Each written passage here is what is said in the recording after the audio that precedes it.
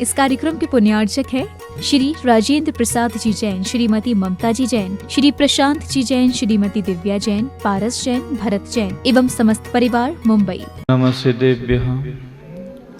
ओम नमः सिद्धेभ्यः। ओम नमः सिद्धेभ्यः।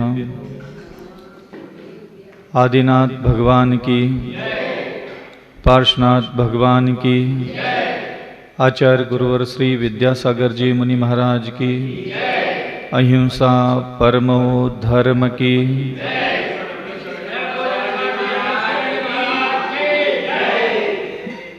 नमः श्री वर्धमानाय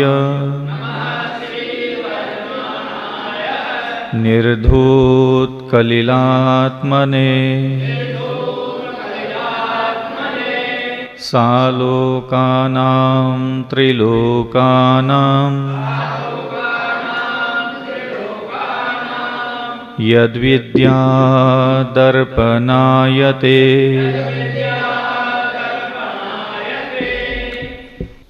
जन्म लेने के बाद से लेकर के मृत्यु पर्यंत हमें एक जीवन जीने का अवसर प्राप्त होता है। मृत्यु निश्चित है और मृत्यु निश्चित होने के बाद बीच का जो समय है जिसको हम जीवन कहते हैं, उसको व्यतीत करने के बहुत सारे प्रकार होते हैं। 8 कर्म के उदय में अथवा 8 कर्मों की प्रेरणा से 25 प्रकार के कषाय, 4 प्रकार की संज्ञा, अन्य भी मनोविकार, वचन विकार और ऐन्द्रिक विकार उत्पन्न होते रहते हैं।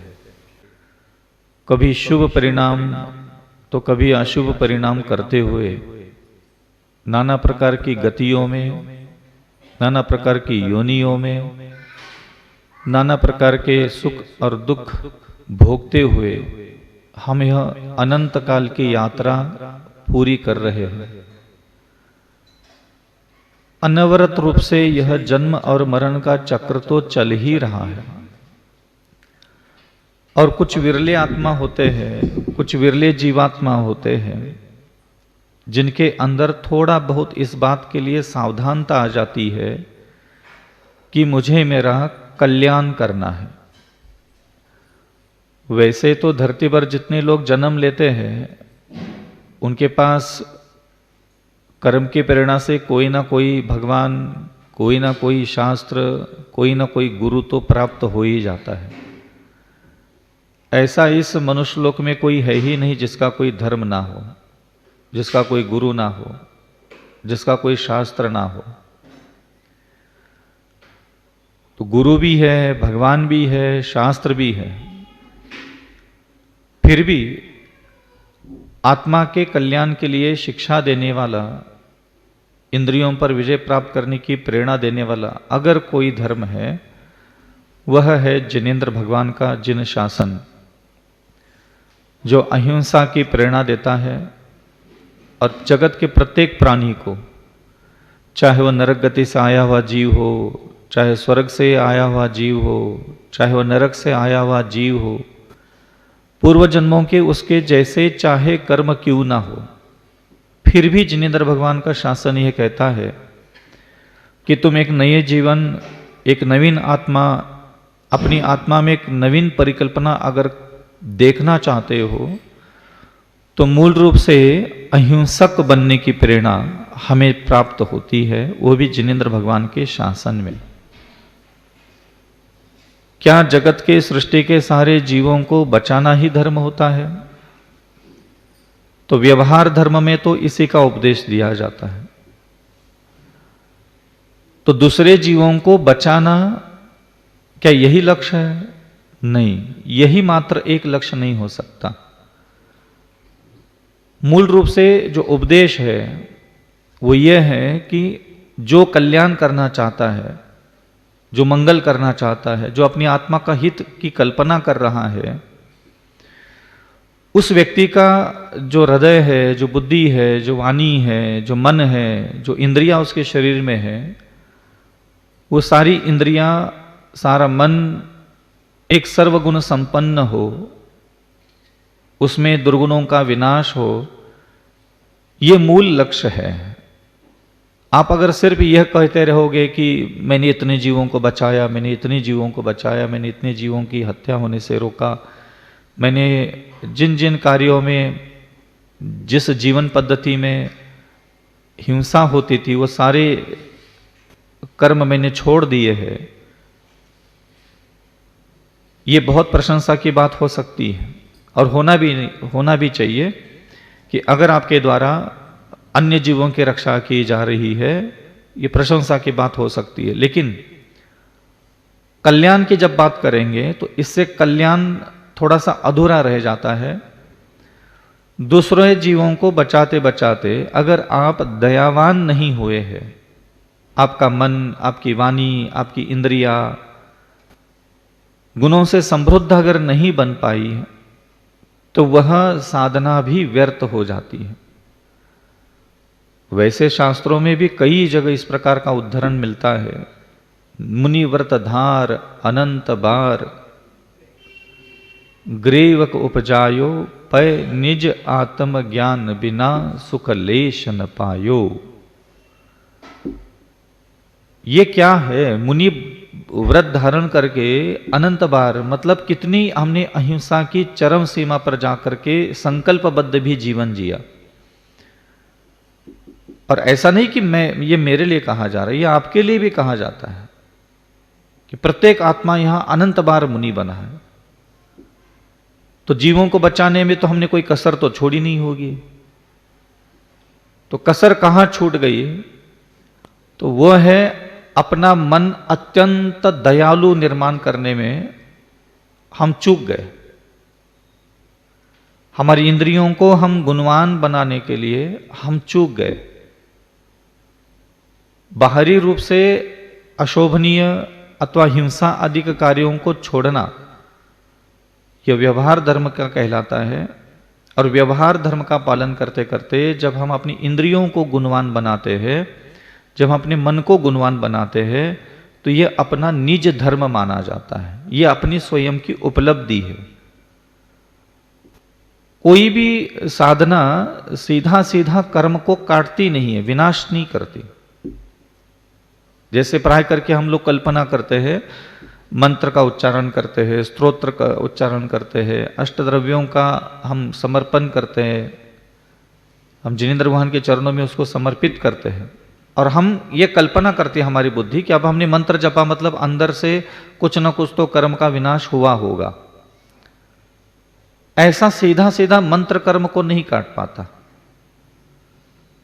मंत्र पढ़ते पढ़ते, स्तोत्र पढ़ते पढ़ते, पूजा पढ़ते पढ़ते अगर आपका मन गुणवान बन गया, वाणी गुणवान बन गई, तो गुणवान मन, गुणवान वचन, गुणों से समृद्ध शरीर की इंद्रिया,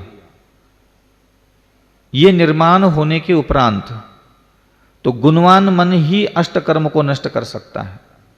गुणवान वचन ही अष्टकर्म को नष्ट कर सकता है। शरीर की इंद्रियों में जितने गुण समृद्धशाली बनेंगे शरीर की इंद्रिया, वह गुणों से समृद्ध शरीर की इंद्रियां ही हमारे आत्मा के अंदर के अष्टकर्म को नष्ट करने के लिए सक्षम हो पाती है। सीधा सीधा हमारे व्रत सीधा कर्म का विनाश नहीं करते, बिना मन वचन काय को गुणवान बनाए। मतलब हमने व्रत ले लिया, नियम ले लिया, त्याग कर लिया, तप कर लिया, जाप कर लिया, स्तोत्र पढ़ लिया, तो हमारी बुद्धि यह कल्पना कर लेती है कि हमने ये सारे धार्मिक कार्य किए, अब हमारे अष्टकर्म नष्ट हो जाएंगे। तो सीधा नहीं होता, बीच में तीन चीजें होती है जिसका ठीक होना अनिवार्य होता है, और वो है मन, वचन और इंद्रिया। ये तीन चीजें जिनेंद्र भगवान ने कहा। और यहां श्रावकाचार का पठन चल रहा है, इसमें भी आगे जाकर के चारित्र चूलिका में आपको मन कैसा होना चाहिए, वाणी कैसी होना चाहिए, और शरीर के प्रत्येक इंद्रियों का संचालन कैसे होना चाहिए, इसी की प्रेरणा दी जाएगी। साथ में जो अपना जैन शासन का महान ग्रंथ है तत्वार सूत्र, उसमें भी यह प्रेरणा दी गई कि मोक्ष मार्ग से नेतारम भित्तारम कर्मभू प्रताम ज्ञातारम विश्व तत्वानाम वंदे तद गुण लब्धये। मैं उनके गुणों की प्राप्ति के लिए यह उपक्रम कर रहा हूं। तो मैंने जाप कर ली, मैंने पूजा कर ली, मैंने अनुष्ठान कर लिए, मैंने विधान कर ली, अब मेरे कर्म कट गए होंगे। तो ऐसा सीधा सीधा कल्पना कर लेती हमारी बुद्धि। धार्मिक आचरण तो हम आस्था के साथ तो कर ही लेते हैं, और उसके द्वारा जो असंख्यात गुणी कर्मों की जो सामान्य निर्जरा है वो तो होती रहती है। लेकिन ऐसी कर्म की निर्जरा होना जो निर्जरा मुक्ति के लिए कारण बने।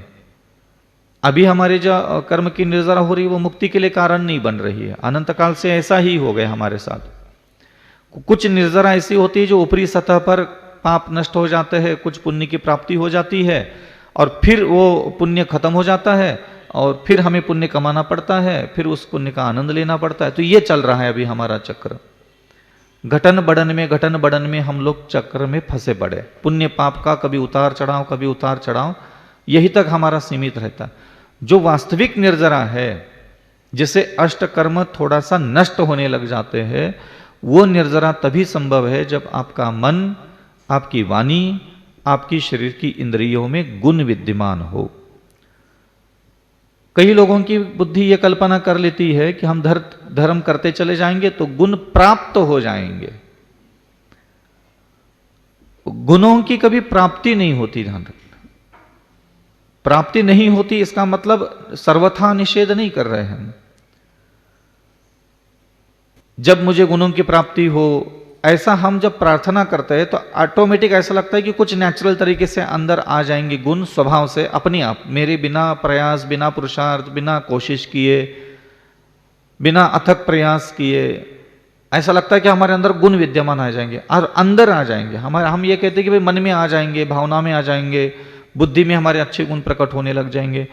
ऐसा कभी भी अपने आप होना संभव ही नहीं होता। उसके लिए थोड़ा प्रयास करने पड़ते हैं।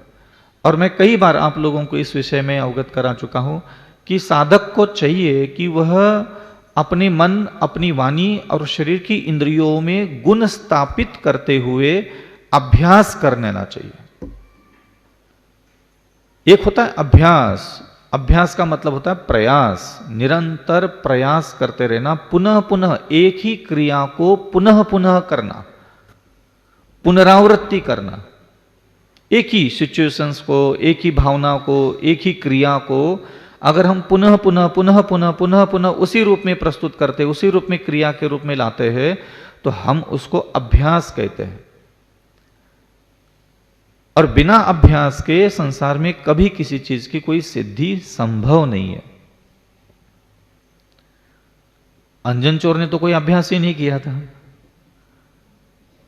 वो यथा योग्य शक्ति, उपादान की योग्यता एक्सीडेंटली बोलते हैं उसको, तो वो एक्सेप्शन बोलते हैं ना अपन लोग, यदा कदाचित अपवाद के रूप में लेते हैं, संभावित के रूप में लेते हैं उसको राजमार्ग नहीं बना सकते कि आप एक बार में नमोकार मंत्र पढ़ो और आपको आकाशगामिनी आदि रिद्धि सिद्धि प्रकट हो। तो ये सर्वथा संभव नहीं है, सबके लिए लागू नहीं होते ये नियम। इसी प्रकार हमें गुणों की तरफ आगे बढ़ना होता है कि हमारे जीवन का लक्ष्य क्या है। गुणवान बनना ही तो है। हम सिद्ध भगवान बनना चाहते हैं, हम अरहंत भगवान बनना चाहते हैं। उसका कारण क्या है? हम गुणवान बनना चाहते हैं। दुर्गुणों का विनाश करना हमारे जीवन का लक्ष्य। आप दुर्गुणों को नष्ट कैसे करें? तो अकेले दुर्गुणों को कोई व्यक्ति नष्ट कर सकता है क्या? जैसे एक कोई कमरा है, उस कमरे में अंधकार है और कोई कह रहा है कि इस कमरे से अंधकार हटा दो, तो क्या उस कमरे से कोई सिर्फ अंधकार हटा सकता है? नहीं, आपको सर्वप्रथम वहां कोई चीज प्रवेश करानी पड़ेगी और वो है प्रकाश।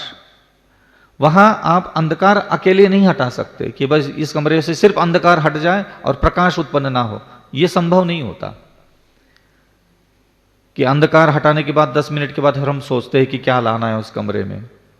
तो यह संभव नहीं। पहले आपको प्रकाश वहां प्रेषित करना पड़ेगा और जितनी मात्रा में वहां प्रकाश अंदर आता चला जाएगा उतनी ही मात्रा में वहां का अंधकार नष्ट होता चला जाएगा। इसी प्रकार ये जो हमारी शरीर है, इंद्रियां है, हमारे पास जो मन है, ये दुर्गुणों से भरे हुए हैं।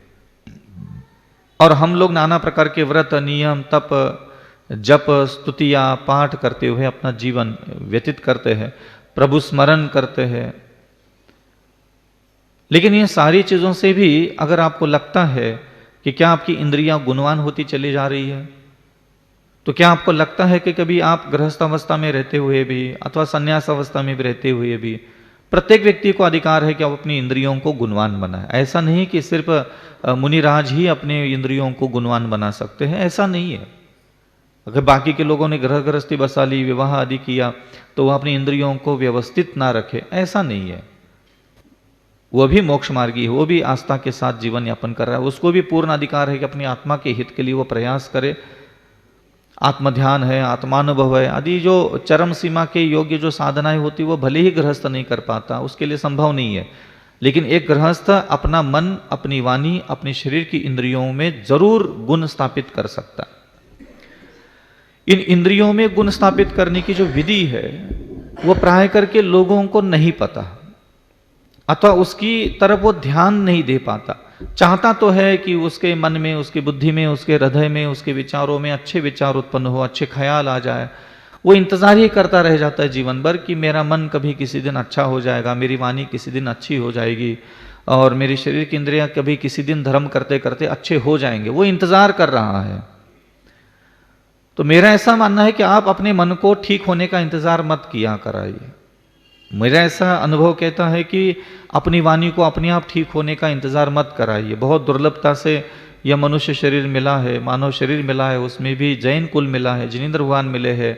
यहाँ उपदेश और शास्त्र मार्गदर्शन अकूट है, भरपूर है। यहाँ आज भी जिनेंद्र भगवान के शासन में जितने भी शास्त्र विद्यमान है, वो शास्त्र आज भी किसी भी आत्मा को संपूर्ण पवित्र करने के मार्गदर्शन से उपयुक्त है, भरे हुए हैं। कोई शास्त्र के उपदेश में ऐसा कोई शब्द बाकी नहीं रहा है कि जिसके कारण कोई आत्मा अधूरी रह जाए। पूर्ण ज्ञान आज भी कम है, लेकिन जितना है वह परिपूर्ण है कि एक आत्मा अपनी आत्मा को स्वयं शुद्ध कर सकती है। तो सबसे पहले हमें साधना के रूप में मन को न लेकर के, वाणी को न लेकर के, सबसे पहले शरीर की इंद्रियों की तरफ हमारा ध्यान देना चाहिए कि हमारे शरीर की इंद्रियां गुणवान बने, वो गुणों से समृद्ध बने। और उसके लिए हमें करने होते हैं प्रयास और अभ्यास और कोशिश। तो उसकी कैसी सिद्धि करें, किसी भी इंद्रियों को हम कैसे संतुलन में लेके आए, किसी भी इंद्रियों को हम कैसे गुणों से समृद्ध बनाए, तो पहले तो हमें यह पता होना चाहिए कि हम इंद्रियों में दुर्गुण कौन कौन से धारण करते हैं। जैसे कि पहले तो अपन आंखों की तरफ अगर चले जाए, चक्षु इंद्रिय जिसको कहते हैं, तो आप अपनी आंखों में क्रोध भर सकते हैं कि नहीं भर सकते? अपनी आंखों में क्रोध भर करके सामने वाले जगत के जीव जंतुओं को आप देखते हैं कि नहीं देखते? तो देखते हैं। हम अपनी आंखों में क्रोध भर करके, क्रोध अग्नि यहां प्रज्वलित करके सामने वाले जीव को देख सकते हैं, उसको एहसास दिला सकते हैं कि हमारे आंखों में क्रोध है आपके लिए। हम अपनी भावों की अभिव्यक्ति आंखों से भी कर सकते हैं। क्रोध, मान, माया, लोभ, अहंकार, घृणा, द्वेष, नफरत, काम विकार, हम सारे दुर्गुण अपनी आंखों में भर करके सामने वाले जीव को वैसा वेव्स, वैसी सारे भाव के रूप हम प्रकट करा सकते हैं।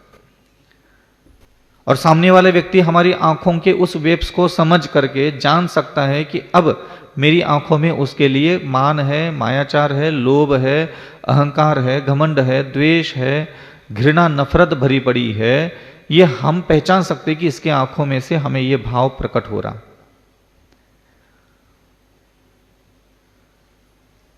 इंद्रियों में आंखों का बात कही, इसी प्रकार वाणी है हमारे पास, शब्द है हमारे पास। हम अपने शब्दों में क्रोध, मान, माया, लोभ धारण करवा करके सामने वाले से वार्तालाप कर सकते हैं। क्रोध भाव भर करके वाणी में, टूनिंग में हमारे, हम सामने वाले से वार्तालाप कर सकते हैं और हमारी आवाज सुन करके वो कह सकता है कि आज ये क्रोध कर रहे हैं। हमारी आवाज अगर आपके कानों तक चली जाए तो आप हमारी आवाज सुन करके ये कह सकते हो कि आज इनकी वाणी में अहंकार है, घमंड है, मान है। मायाचार, किसी की लचीलीदार वाणी सुन करके, घुमावदार जलेबी जैसी बातें सुन करके लगता है कि ये मायाचारी आदमी है, बोलता कुछ है और करता कुछ है। लोभ से भरे हुए आवाज अगर हमारी कोई सुन ले तो वो सामने वाले व्यक्ति हमारी आवाज सुन करके जान लेगा कि इसके आवाज में आज लोभ दिख रहा है, लालची है। यही व्यवस्था वाणी में हो गई, आंखों में हो गई, कर्णेंद्रिय में भी यही है, स्पर्शनेंद्रिय में भी यही है। हम किसी भी वस्तु को स्पर्श कर सकते हैं, तो यूं ही स्पर्श नहीं करते, हम स्पर्श के द्वारा भी किसी जीव को जता सकते हैं कि हम क्रोध, मान, माया, लोभ, अहंकार, तृष्णा, कामवासना, घृणा, नफरत और द्वेष से आपको स्पर्श कर रहे हैं, या आप स्पर्श करके भी उसको जता सकते हो। उसको मालूम चल सकता है कि इसके स्पर्श में क्रोध, मान, माया, लोभ, अहंकार, तृष्णा, घृणा, वासना, अभिलाषा, आसक्ति, छल कपट है। ये स्पर्श के द्वारा भी हम जता सकते। प्राय करके लोगों को मैं देखता हूं साधना करने के लिए वो सब चीजें मन में लाना चाहते हैं। पहले कोई मन ठीक हो जाए, बाकी सब चीजें अपने आप ठीक हो जाती है। तत्वार सूत्रकार ने 6वें अध्याय के पहले सूत्र में एक बहुत अच्छा मार्गदर्शन दिया, और उन्होंने वहां एक सूत्र के रूप में प्रस्तुत किया कि काय वांग मन कर्म योग। जो हमारा आत्मा है, इस आत्मा के पास जो कर्म आ रहे हैं वो किस रास्ते से आ रहे हैं। तो उन्होंने सबसे पहले मार्गदर्शन में कहा कि काय शरीर, वांग वाणी, और फिर अंत में उन्होंने कहा मन।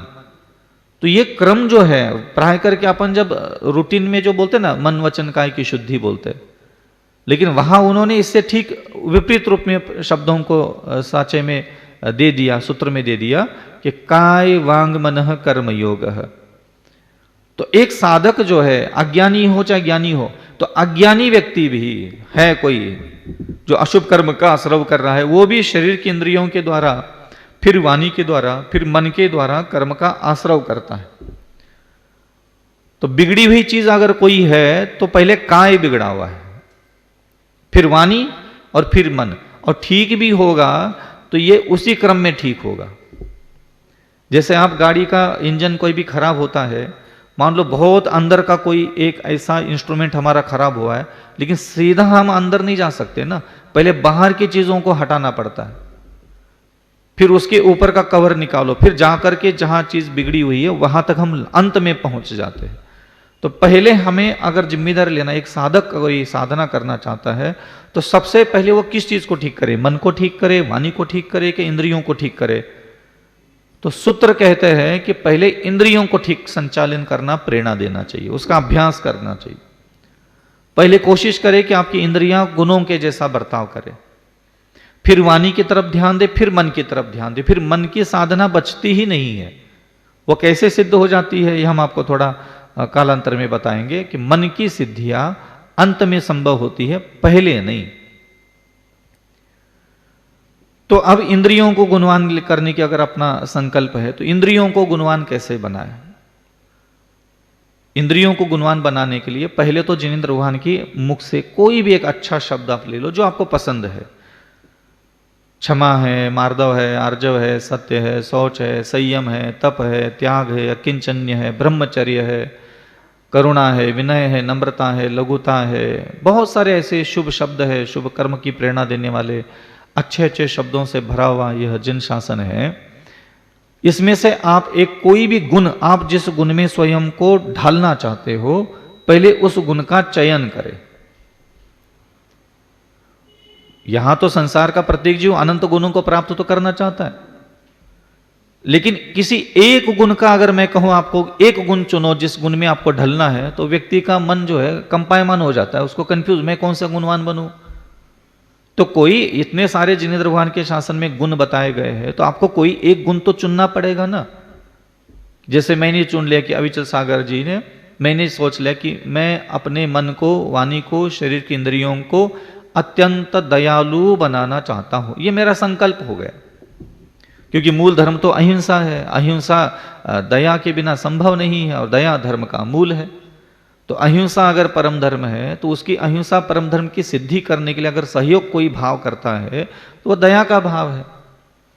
तो एक व्यक्ति की इंद्रियां अगर दयालु बन जाती है तो स्वभाव से उसमें क्षमा, विनय, नम्रता, कोमलता, मृदुता, लघुता, शालीनता, लज्जा आदि जो अन्य गुण है वो उसके अंदर समाहित होने लग जाते हैं। तो अब आपको दया गुण की सिद्धि कैसे करनी है, दया गुण की प्राप्ति कैसे करनी है, तो आप कभी बैठ जाइए, शांति से आंख बंद करके बैठ जाइए, रात के अंधेरा हो, दिन का उजाला हो, कभी भी जब आपको याद आ जाए ये उपदेश, और आप बुद्धिपूर्वक अपनी आंखों में दया भर दीजिएगा, जानबूझ करके दयालु दयालु होने का एहसास लीजिएगा। आंखें बंद करो और आप अपनी बुद्धि में चले जाओ, और आप अपनी बुद्धि के द्वारा अपनी चक्षु में दया भरने का प्रयास करें, और आप धीरे से उन पलकों को खोलिए। आपकी बुद्धि को यह पता चलना चाहिए कि आपकी आंखें अब सृष्टि में जो भी आपकी आंखों के सामने प्रकट हो रहा है, जो भी दिख रहा है आपको, वह सब दया से देख रहे हैं आपकी आंखें। ना राग भाव, ना द्वेष भाव, ना घृणा का भाव, ना तृष्णा का भाव, ना आसक्ति का भाव। कोई भी स्त्री हो, पुरुष हो, बालक हो, वृद्ध हो, काला हो, गोरा हो, परिचित हो, अपरिचित हो, मित्र हो, वैरी हो, पशु पक्षी क्यों ना हो, देवी देवता क्यों ना हो, सामने अरहंत परमेष्टि, सिद्ध परमेष्टि, आचार्य उपाध्याय, साधु परमेष्टि भी क्यों ना हो, ये आपकी आंखें हैं। अब अपनी आंखों में आपने जानबूझ करके दया गुण भर दिया है। अब आप संकल्प लीजिएगा कि अभी से लेकर के सायंकाल तक आप अपनी आंखों से दया अलग नहीं करोगे। आपका क्या संकल्प है? कहां से? आंखों से दया अलग होने नहीं दूंगा, यह आपका निजी निर्णय होना चाहिए। आपको कोई लेना देना नहीं है कि सामने वाला जीव गरीब है, अमीर है, सुखी है, दुखी है, परिचित है, अपरिचित है, संपन्न है, परेशान है क्या नहीं है। आपको इससे कोई लेना देना नहीं है, कोई लेना देना नहीं आपका सामने वाले किसी जगत के जीव की परिस्थिति से। आपको सिर्फ लेना देना है अपनी आंखों से, और अपनी आंखों में जो संकल्प पूर्वक दया गुण हमने भर दिया है, दया का भाव जो हमने भर दिया है, अपनी आंखों के उस दया के भाव को अपनी आंखों से अलग होने नहीं देना है। यह आपका संकल्प है, यह आपका पुरुषार्थ है, यही आपका प्रयास है। अब आप लोग उठिए, जिनालय चले जाइए, नगर में भ्रमण कीजिए, दुकान में बैठिए। आप चाहे पशु पक्षियों को देख लो, आप चाहे ग्राहक को देख लो, आप चाहे स्त्री को देख लो, पुरुष को देख लो, गरीब को देख लो, अमीर को देख लो, पीड़ित व्यक्ति को देख लो, सुख शांति समृद्धि से भरे हुए किसी जीव को देख लो। आपको इससे कोई लेना देना नहीं है कि आप दुखी हो तो दया करो। आपको दुखों से मतलब ही नहीं है, न जगत के सुख शांति समृद्धि से मतलब है। आपको अपनी इंद्रियों में गुण भरने से मतलब रखना चाहिए। दया धर्म का पालन करो। अगर ये दया धर्म का पालन करने के लिए सामने वाला कोई जीव दुखी होना जरूरी है, तो ऐसा जिन शासन का उपदेश तो है ही नहीं कि कोई दुखी जीव आ जाए तब तुम्हारे अंदर दया आ जाए। ये नहीं कहता। भगवान कहते हैं कि तुम्हारी इंद्रियों में गुण होना चाहिए, और उसके लिए सामने वाला व्यक्ति दुखित होना चाहिए, यह शर्त नहीं है। तो अविचल सागर जी का मन, अविचल सागर जी की वाणी, अविचल सागर जी के शरीर का एक एक इंद्रिय में दया होना चाहिए। यह भगवान चाहते हैं कि नहीं चाहते? क्या भगवान यह चाहते हैं कि सामने वाला कोई भी संसार के दुखी, असहाय, निराश्रित, व्यथित, कथित, अन्य प्रकार की आदि व्याधि से कोई परेशान व्यक्ति आ जाए फिर अविचल सागर दया करे? तो ऐसे मौका परस्त दयालु बनने के लिए तो भगवान ने उपदेश नहीं दिया। तो इससे हमारा अनंत काल का संसार भी नष्ट नहीं होगा। तो इसलिए पहली साधना यह होती कि अपनी इंद्रियों में एक कोई भी धार्मिक शब्द ले लो। ऐसा नहीं कि मैं दया के बारे में कह रहा हूं तो आप दया का ही पालन करना चाहिए, आप विनय शब्द ले सकते। तो पहली साधना, आंखों में आपको दया गुण भर करके 16 घंटे निकालना है। प्रातःकाल 5 बजे से लेकर के सायंकाल 9-10 बजे तक आपको अपनी ही आंखों में दया गुण भर करके पूरा दिन निकालना है। अब आप देख लीजिएगा, सामान्य रूप से जब आप धर्म करते हो वर्तमान समय में, आप लोगों को पाप काटना है, आप लोगों को पुण्याश्रव भी करना है, और गुण प्राप्त करने का इंतजार भी कर रहे हो, और गुणी बन गए आप लोग। आपके पास कौन सा गुण है, आपके इंद्रियों में कौन कौन से गुण हैं? अगर आपको मैं प्रश्न पूछूं, आप क्या जवाब दोगे? आप श्रावक बन गए, देव पूजा, गुरु की उपासना, स्वाध्याय, संयम, तप और दान, ये आपके आवश्यक कर्म आप कर रहे हैं। हम हमारे कर रहे हैं मुनि बनकर के 28 मुलुनों की साधना। लेकिन यदा कदाचित अगर हम आपको पूछ ले कि आपकी इंद्रियों में कौन कौन से गुण प्रकट हो गए हैं, अथवा हमें अगर कोई पूछ ले कि इतने सालों से मुनि पद का पालन करते करते आप कितनी इंद्रियां कितनी गुणवान बन गई, कितने गुणों को धारण करने के लिए सक्षम हो गई है, तो क्या जवाब देंगे हम? हमारे पास जवाब ही नहीं उसका। तो इसलिए आप लोग जब व्यवहार में रहते हैं, लोक में रहते हैं, व्यापार आदि करते हैं, तो थोड़ा सा अपनी आंखों की तरफ ध्यान दे कि इसमें दया धारण करके वो सामने वाले जगत की सृष्टि के जीवों को देखने के लिए उसका उपयोग करे, वो भी घंटों तक, पूरा दिन। दूसरा साधना वाणी, जैसा कि मैंने आपको कहा था वाणी है। तो जैसे जैसी परिस्थितियां हमारे आसपास घटित होती है, जैसे जैसे हमारे कर्म की प्रेरणा से हमारे अंदर कर्म उत्पन्न होते हैं, वैसे वैसे हम अपने सामने वाले जीव से हम वार्तालाप करते हैं। जैसा मूड बनेगा, जैसी परिस्थिति बनेगी। और हम जब बोलते हैं तो बोलने में भी क्रोध, मान, माया, लोभ प्रकट होता है। पहचान सकता है कोई भी व्यक्ति?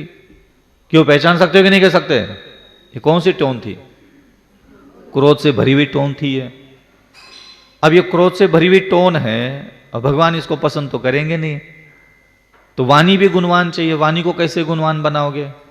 तो गुण धारण करने का संकल्प लोगे तभी तो ना वाणी गुणवान बनेगी। अलग से कहां से गुणवान बनेगी? मंत्र पढ़ते पढ़ते तो अपने आप तो बनेगी नहीं, लाखों बार स्तोत्र पढ़ो तो अपने आप तो बनेगी नहीं। लेकिन उन मंत्रों और स्तोत्रों की प्रेरणा से अगर आप इंद्रियों में गुण धारण करने की अगर शिक्षा आप तक पहुंच गई, तभी आप गुण धारण कर पाओगे। सुबह उठते ही संकल्प लो कि आज मैं अपनी जिह्वा में दया गुण धारण करके ही सारे जीवों से वार्तालाप करूंगा। एक दया को छोड़ करके अन्य किसी भी भाव, अन्य किसी भी टोन में मैं किसी से कोई वार्तालाप नहीं करूंगा। कोशिश करेंगे कि दया से भीगी हुई वाणी, दया से सिंची हुई वाणी। मैं अगर शब्द बोलने लग जाऊं और सामने वाला उन शब्दों को सुनने लग जाए, तो उसके अंतःकरण में यह भाव उत्पन्न होना चाहिए कि ये दया से भरा हुआ आवाज मेरे कानों तक आ रही है। दया के भाव के अलावा अन्य किसी भी भाव में आप वार्तालाप ही ना करें। क्रोध भाव में भी वार्तालाप कर सकते हैं, मान भाव में भी वार्तालाप कर सकते हैं। मान भाव में जानते कैसे वार्तालाप करते हैं? जानते नहीं हो अविचल सागर क्या है? ये आवाज आपके कानों तक पहुंच गई तो सामने वाले व्यक्ति समझ जाता है कि भाई इनका मान बहुत है, जो कुछ भी प्राप्त हुआ है उसका मान तो है इसके पास। मायाचार है, गोल गोल घुमाने वाली वाणी निकलती है तो समझ जाते हैं कि या तो सब लुका छिपी का खेल है, कोई चीज सीधी सीधी बोलता नहीं, बोलता है वो करता नहीं है, भरोसा नहीं है इसके वाणी का, मीठी मीठी मीठी बातें बोलता रहता है। तो ये मायाचारी कहलाता है। लोभ, तुरंत टोन से समझ में आता है कि इसके मन में लालच भरा पड़ा है, सब चीजें इसी को चाहिए, अकेले को। वाणी सुनते ही पकड़ता चल सकता है। अश्लील शब्द बोल सकते हैं, कठोर शब्द बोल सकते हैं, उग्र शब्द बोल सकते हैं, अशोभनीय शब्द हम अपने मुख से बोलते हैं। और जिनेंद्र भगवान कहते हैं वाणी भी गुणवान होना चाहिए। तो वाणी में गुण होना चाहिए तो संकल्प लो कि आज दिन भर, जैसे कि हमने आंखों में दया तो भर दी, अब आपकी आंखों के सामने जो भी जगत का जीव आएगा, आप अपनी आंखों की दया अलग न करते हुए उनको देखते जाओ। बस उसको दया से देखना नहीं है, सिर्फ अपनी आंखों में दया धारण करने के लिए कहा है। आपको कोई लेना देना नहीं, सामने वाला जीव सुखी है, दुखी है, और धन संपन्न वैभव है, कोई परेशानी है क्या नहीं, आपको कोई लेना देना नहीं। आपको लेना देना है अपनी इंद्रियों से। ऐसे ही आपको कोई लेना देना नहीं है कि सामने वाला जीव कौन है, प्रिय है, अप्रिय है, परिचित है, अपरिचित है, अच्छा है, बुरा है, सही है, गलत है।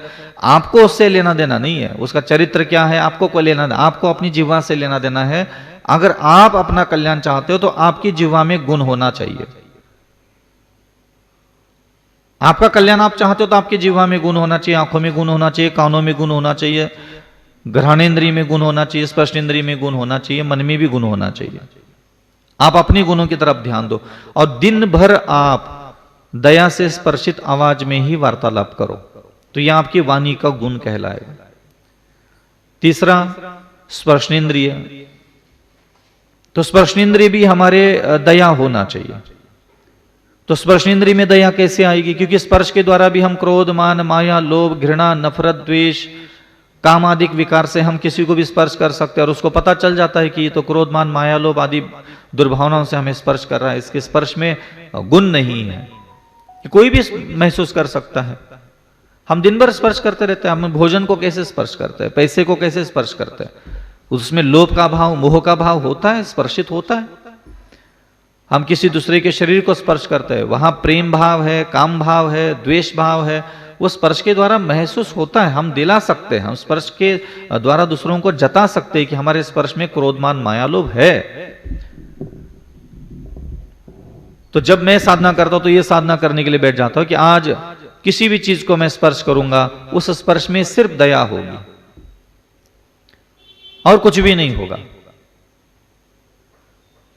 तो कोशिश करें कि आज सुबह से लेकर के सायंकाल तक आपकी हाथ की हथेलियों में सिर्फ दया का भाव रहेगा और दया से ही आप जगत के सारे सृष्टि के जीवों को स्पर्श करोगे। अन्य किसी भी भाव से स्पर्श ही नहीं करना, न राग, न द्वेष, न आसक्ति, न छल, न कपट, न द्वेष, अन्य कोई भाव कभी मन में नहीं लाना अथवा स्पर्श में नहीं लाना। यहां स्पर्शेंद्र की बात चल रही, मन की बात नहीं चल रही। अन्य किसी भी भाव से स्पर्श नहीं करना। तो ऐसे अगर आप अपनी इंद्रियों में एक दिन के लिए एक शब्द, ज्यादा नहीं, एक, आप अपनी आंखों में दया धारण करोगे, आप अपनी वाणी में दया धारण करोगे, आप अपनी हाथ की हथेलियों में दया धारण करोगे, आप अपने पैर के तलवों में दया धारण करोगे, और हे अविचल सागर, आप अपनी इन इंद्रियों में जो दया का गुण, दया का भाव आपने धारण किया है, वह अपने से अलग होने नहीं दोगे। आप दिन भर अपनी ही आंखों पर नजर गड़ाए रखो, आप दिन भर अपनी ही वाणी पर नजर गड़ाए रखो, आप दिन भर अपनी हाथ की हथेली पर नजर गड़ाए रखो, आप अपनी ही पैर के तलवों में नजर गड़ाए रखो। सावधान रखो कि वहां दया भाव जागृत है, स्थापित है क्या नहीं है। आपको कोई लेना देना नहीं, सृष्टि में कोई भी जीव आपके सामने आ रहा है क्या नहीं आ रहा। अब मान लीजिए मैंने संकल्प लिया और मैं सावधान हो गया, मेरी आंखों में, वाणी में, हाथ की हथेली में, पैर के तलवों में मैंने दया गुण धारण किया और मैं सावधान हो गया, मेरी बुद्धि, मेरा मन, मैंने दिन भर अपनी इंद्रियों में गुण है क्या नहीं है, वो सावधान होकर के देखने लगा। अब मान लीजिए आप मेरे सामने आ गए, आप बताओ मेरी आंखों से आपको क्या मिल रही है, मेरी वाणी से आपको क्या मिल रही है, मेरे स्पर्श में आपको क्या लग रहा है, मैं जब धरती पर पैर रख करके चल रहा हूं तो वह धरती के जीवों को क्या लग रहा है। तो क्या मैं जगत के जीवों पर दया कर रहा हूं?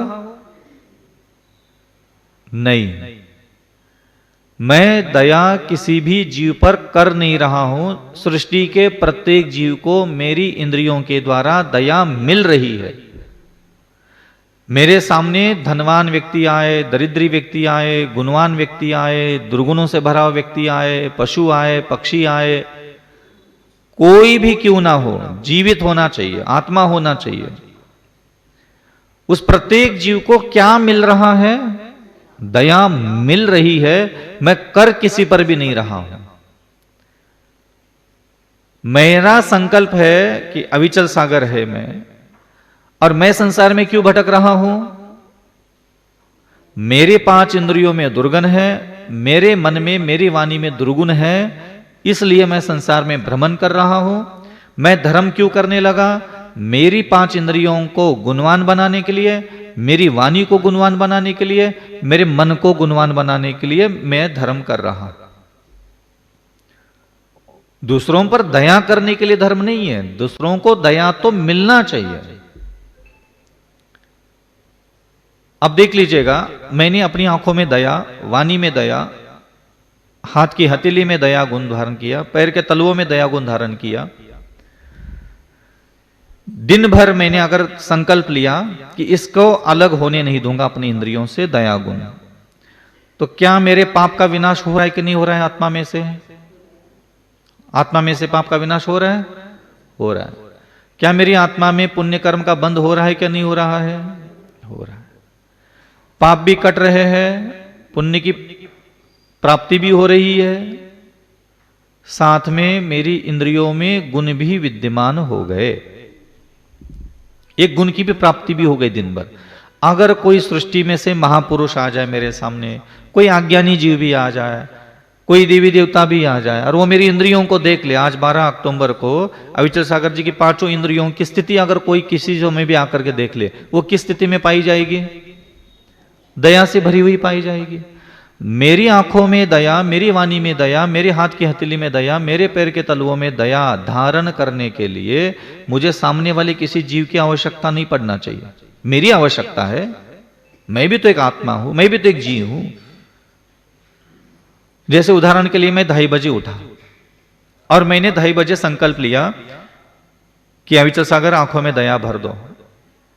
5-10 सेकंड लग गए मुझे, मैं आंखों में दया भाव भर करके लेके आया।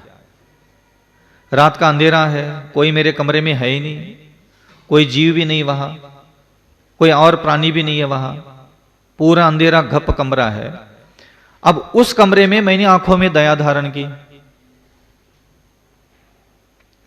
धीरे से मैंने बुद्धि के द्वारा अपनी जिह्वा को संकेत किया कि आप जिह्वा में भी दया गुण महसूस करो। मैंने वाणी में भी दया गुण भर दिया। मैं उसी समय मैंने अपनी हाथ की हथेली में भी दया गुण भरने के लिए संकेत दिया कि आप अपनी हथेली में भी दया गुण महसूस करें। और उसी समय मैंने अपने शरीर के पैरों को भी आदेश दिया कि आप पैरों के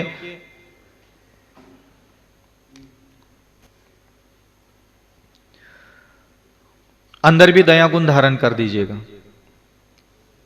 और वो संकेत दे करके मैं वही बैठ गया, ऐसे 2:30 बजे से 6 बजे तक मान लो मैं वही बैठ गया।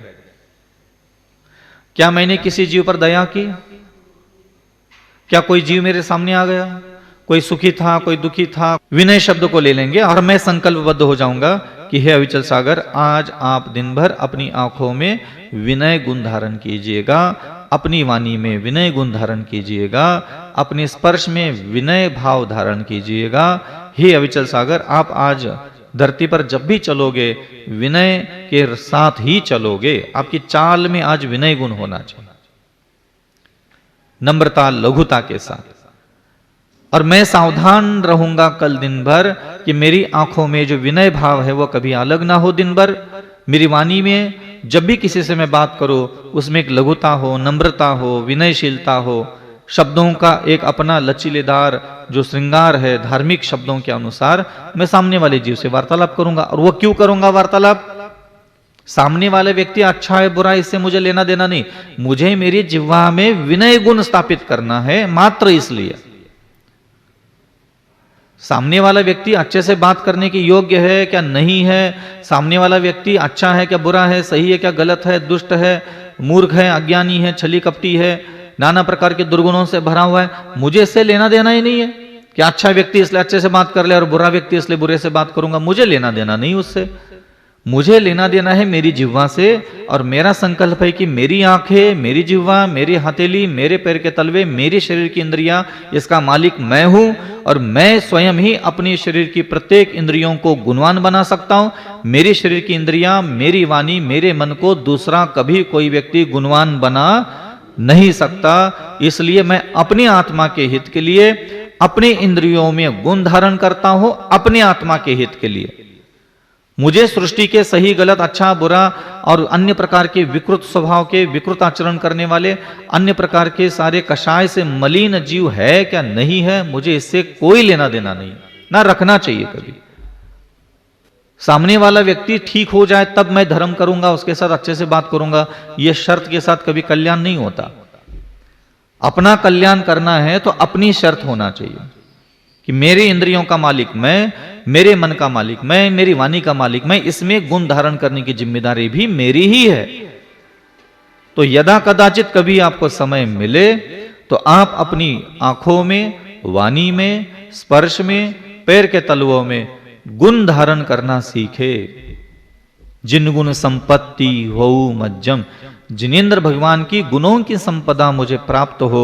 हम ऐसी हमेशा प्रार्थना करते रहते हैं, लेकिन लोगों को धर्म करना तो आ गया, त्याग करना आ गया, तप करना आ गया, चिंतन मनन करना आ गया, स्वाध्याय करना आ गया, लेकिन इंद्रियों में गुण भरना नहीं आया। वो इंतजार कर रहे हैं कि मेरी इंद्रियां कभी ना कभी तो ठीक से काम करने लग जाएगी। इंद्रियां और मन और वाणी अपने आप कितने भी पुण्यशाली क्यों ना बनो, कितने भी पुण्य अर्जन करके क्यों ना पुण्यात्मा बनो, इंद्रियां तब भी आपकी गुणों के जैसा बर्ताव नहीं करेगी। इंद्रियों में गुण बुद्धि पूर्वक धारण करने पड़ते हैं, उसका अभ्यास करना पड़ता है, तभी जाकर की उसकी सिद्धि होती है। ऐसे ही प्रतिदिन एक धार्मिक शब्द लो, कभी अपनी आंखों में क्षमा, लेकिन एक दिन में एक ही शब्द लेना, एक दिन के लिए एक शब्द, कि आज का दिन दया के अनुसार देखना, दया के अनुसार बात करना, दया के अनुसार ही स्पर्श करना, दया के अनुसार ही धरती पर चलना। आज मेरी इंद्रियों में से ये 4 गुण अलग नहीं होने देंगे, इसी काम में मैं अपने मन को लगा दूंगा। अब जब चारों इंद्रियां मेरी दया का गुण धारण कर चुकी है, तो आप धीरे धीरे देख लीजिएगा आपका मन भी दयालु ही हो जाएगा, स्वभाव से ही हो जाएगा। जैसे कोई व्यक्ति संकल्प करता है कि इस दीवार को मुझे लाल कलर से रंग करना है, तो उसकी बाल्टी में कौन सा रंग आएगा और उसका ब्रश कौन से रंग में रंग जाएगा? अलग से ब्रश को लाल रंग करने के लिए कोई अलग से डिब्बा नहीं लेना पड़ता कि पहले लाल ब्रश को लाल रंग में रंग दूं फिर मैं लाल डिब्बे में डाल दूं, ऐसा नहीं। आप दीवार पर जो रंग चढ़ाना चाहोगे उसी रंग में ब्रश भी अपने आप रंग जाएगा। तो दीवार का मतलब क्या? 5 इंद्रियां। ये शरीर हमारे लिए दीवार का है, समान है। और दया क्या है? कलर का डिब्बा, लाल कलर। जब आपने ये सोचा कि इस दीवार पर लाल रंग की पुताई करना है, और पुताई कौन करेगा? हाथ से, ब्रश से। अब ब्रश कौन से में रंग जाएगा? इसी प्रकार जब तक आप इंद्रियों को गुणों से भरोगे नहीं, जैसे दीवार को लाल रंग, सफेद रंग, पीला रंग में, जिस भी रंग में आप रंगाना चाहते हो, संकल्प लेना पड़ेगा। पहले इंद्रियों का संकल्प लो कि मेरी इंद्रियों में आज दया गुण धारण करना है। इसका मतलब यह है कि आज इस दीवार पर लाल रंग धारण करना है, तो आप लाल रंग का डिब्बा लेके आओगे, पहली बात तो यही। इसी प्रकार दया गुण धारण करना है तो पहले दया शब्द लेके आओगे, दया का भाव अपनी इंद्रियों में भरोगे। ये हो गया, पुताई का काम हो गया। अब पुताई किससे चल रही है? ब्रश से। ब्रश का रंग कोई अलग होगा? ऑटोमेटिक ब्रश का रंग भी लाल हो जाएगा। तो मन ब्रश का काम करता है। तो जब आप अपनी इंद्रियों में गुण भरने लग जाओगे तो मन भी उसी रंग में रंग जाता है। इसलिए मन को अलग से हम ठीक नहीं कर सकते, अकेले मन को ठीक नहीं कर सकते। कि आपकी इंद्रियां जैसी चाहे हरकतें करते रहे और जैसी चाहे वह बर्ताव करे सामने वाले वस्तु पदार्थ व्यक्ति के लिए, और आप कहोगे कि मेरे मन में अच्छे अच्छे विचार आ जाए। अच्छे विचार बिना इंद्रियों के संभव नहीं है, ये ध्यान रखना। इसी प्रकार आज दया ले ली, कल विनय ले लो, परसों क्षमा ले लो, चौथे दिन आप मार्दव ले लो, फिर एक दिन आर्जव शब्द ले लो। आप ऐसे एक एक धार्मिक शब्द अपनी आंखों में धारण करना सीखे, वाणी में धारण करना सीखे, और हाथ की हथेली में और पैर के तलुओं में। 10 धर्म का पालन कैसे करते हैं पता ही नहीं किसी को। उदाहरण के जैसे अकिंचन्य धर्म है। अकिंचन्य शब्द का तात्पर्य होता है यह मेरा नहीं है। जिनेन्द्र भगवान ये चाहते हैं कि अविचल सागर जी की बुद्धि, अविचल सागर जी का मन, अविचल सागर जी की इंद्रिया अकिंचन्य गुण का स्वामी बने। तो पहले हमें यह प्राप्त करने के लिए कहा है भगवान ने, भाई अकिंचन्य गुण प्राप्त करो, तब मुक्ति की बात तो हम बाद में करेंगे। तो अकिंचन्य गुण ही जब मुझे प्राप्त नहीं हुआ है तो मुक्ति कैसे मिलेगी मुझे? तो अकिंचन्य गुण कैसे धारण करोगे? तो पहले अकिंचन्य गुण। अब मान लो मैं रात्रि के समय उठ गया और मुझे उस दिन अकिंचन्य गुण का पालन करना था, तो क्या करूंगा? हे अविचल सागर, आज आप अपनी आंखों में अकिंचन्य गुण धारण करें, वाणी में अकिंचन्य गुण धारण करें, अपने स्पर्श में अकिंचन्य गुण धारण करें, पैर के तलवों में भी अकिंचन्य गुण धारण करें। मैंने संकेत दे दिए। अब संकेत देने के बाद उसका पालन कैसे करूंगा? आज दिन भर मेरी आंखों के सामने जो कुछ भी आएगा, जो कुछ भी मेरी आंखें देखेगी, मैं उसी समय एक शब्द उच्चारण करूंगा, यह मेरा नहीं है। उस दिन मुझे जिससे भी बात करनी पड़ेगी, मैं जिस भी व्यक्ति से बात करूंगा, उस व्यक्ति के लिए मैं यह सोचूंगा, जिस व्यक्ति से मैं वार्तालाप कर रहा हूं, यह मेरा नहीं है, मैं जिससे बात कर रहा हूं। और तीसरा है हाथ की हथेली में भी अकिंचन गुण धारण करना है।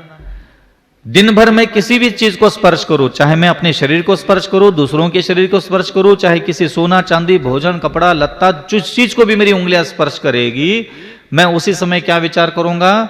यह मेरा नहीं है। अब चलना है भाई, पैर दिए भगवान ने तो चलना तो पड़ेगा धरती पे। एक जगह ठहर के तो दिन निकलेगा नहीं। तो धरती पर मैं जिस धरती पर जाऊंगा, जिस कमरे में, जिस भवन में, जिस मकान में, पैर मेरे जहां खड़े होंगे, गाड़ी में पैर रख दिया, आप क्या सोचोगे? यह गाड़ी मेरी नहीं है। आप जिस चीज के ऊपर भी पैर रखोगे, अपने घर में पैर रखो, ऑफिस में पैर रखो, गाड़ी में पैर रखो, किसी मोहल्ले में, गांव में, शहर में, आप जहां भी पैर उठाते हुए कदम रखते चले जाओगे, आपको क्या सोचना है? यह मेरा नहीं है। और जिनेंद्र भगवान यही तो चाहते हैं कि तुम ऐसा सोचने वाला एक आत्मा बनो। अब दिन भर मेरी आंखें जिसको देख रही है, जिससे बात कर रहा हूं, जिसको छू रहा हूं, जिससे चल रहा हूं, अगर अंदर शब्द ये गुंजायमान हो रहा है, यह मेरा नहीं है, यह मेरा नहीं है, यह मेरा नहीं है, यही तो साधना है, यही तो अभ्यास है। और करत करत अभ्यास क्या क्या होता है? जड़मती होए सुजान। तो इंद्रियों में गुण भरने का जो साधना है वो हमसे अलग हो गई। वर्तमान समय में हम गुणों को प्राप्त करने के लिए प्रभु की कृपा का इंतजार कर रहे हैं कि प्रभु कृपा होगी और हम बहुत साधना करेंगे, बहुत तप करेंगे, बहुत जाप करेंगे, कर्म कट जाएंगे और हम गुणवान बनेंगे। हम उल्टा चक्कर चला लेते हैं कि कर्म कट जाएंगे तो हम गुणवान बनेंगे। ना, कर्म कटते ही तब है जब आप गुणवान बनते हो। तो दुर्गुणों से भरा हुआ मन, दुर्गुणों से भरी हुई वाणी, दुर्गुणों से भरा हुआ शरीर की इंद्रियां कभी कर्म नहीं काटती। सबसे पहले आपको अपनी इंद्रियों में गुण भरना है, वाणी में गुण भरना है, फिर मन तो अपने आप उस रंग में रंग जाएगा ब्रश के जैसा। फिर गुणवान मन, गुणवान वचन, गुणवान शरीर की इंद्रियां ही कर्म को नष्ट करेगी। और एक एक गुण जो हमने संकल्प पूर्वक धारण किया है, उन एक एक गुणों के द्वारा अन्य प्रकार के अष्ट कर्म का विनाश होगा, तब अनंत गुणों की प्राप्ति होगी। यह ध्यान रखना हमेशा। इसलिए वर्तमान समय में आप जो धर्म कर रहे हो वो सिर्फ पाप का विनाश और पुण्य की प्राप्ति तक ही सीमित रह जाता है। ऐसा नहीं कि आप लोगों का कोई पुण्याश्रव नहीं हो रहा है तो पाप नहीं कट रहे, लेकिन वो दो ही चीजें प्राप्त हो रही है, एक पाप कट रहा है, एक पुण्य आ रहा है। और ये साधना अगर आप करोगे, ना घर छूटेगा, ना परिवार छूटेगा, ना व्यापार छूटेगा, सन्यासी हो चाहे गृहस्थाश्रम में हो, आपको अपनी इंद्रियों में गुण धारण करके पूरा दिन व्यतीत करना आना चाहिए। आप जहां भी हो समझ लेना आप सुरक्षित हो। आप जहां भी हो समझ लेना देवताओं के द्वारा वंदनीय हो। आप जहां भी जैसे भी हो समझ लेना आपकी मुक्ति निकट आई है, दुर्गति से आप बच रहे हो। इसलिए पाप भी कटे, पुण्य की प्राप्ति हो और गुणों की भी प्राप्ति हो, ऐसा यह साधना विधि जो आपकी इंद्रियों को, अपने मन को, अपनी वाणी को गुणवान बनाता है और इसी से आपकी आत्मा का कल्याण और उद्धार होता है। आज के लिए इतना काफी है। अहिंसा परमो धर्म की। इसमें किसी को कोई जिज्ञासा हो तो पूछो।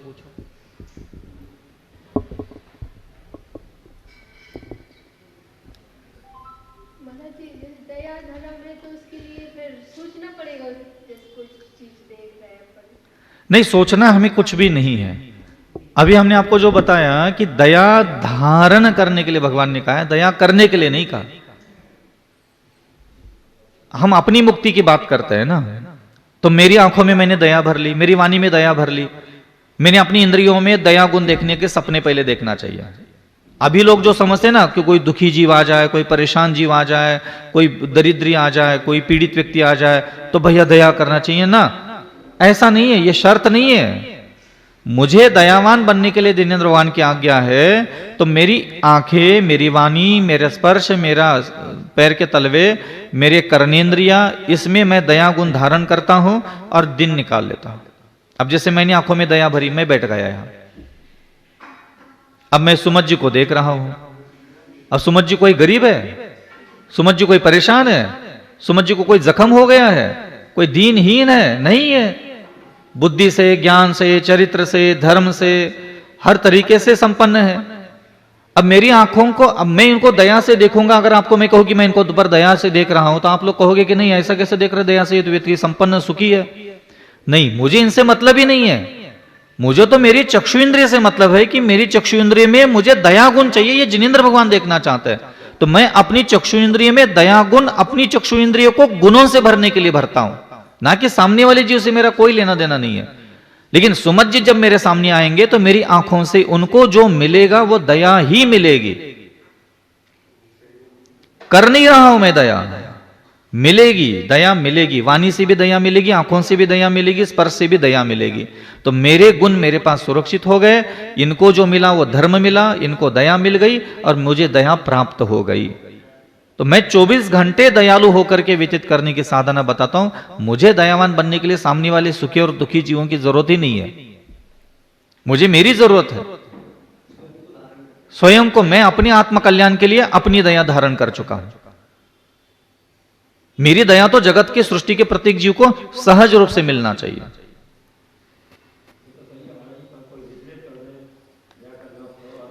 अनंत काल से हो रहे, पहली बार हो गए क्या? हाँ, इसलिए अपने आत्म कल्याण की जितनी ज्यादा पकड़ होगी, उतनी ज्यादा आप उसको पकड़ करके बैठोगे। फिर आपको कोई लेना देना नहीं, सृष्टि का जीव सही है, गलत है, अच्छा है, बुरा है, क्या लेना देना आपको। आपने जब आपने की आत्मा का कल्याण करना क्यों चाहा? अगर आपको दुनिया ऐसी है वैसी है मालूम नहीं है, फिर अपनी आत्मा का कल्याण आप करना क्यों चाहते हो? दुनिया बुरी है ये पहले नहीं जाना? दुनिया के लोग कैसे ही है नहीं जाना अभी अब तक आपने? तो जाना नहीं तो फिर पहले जान लो।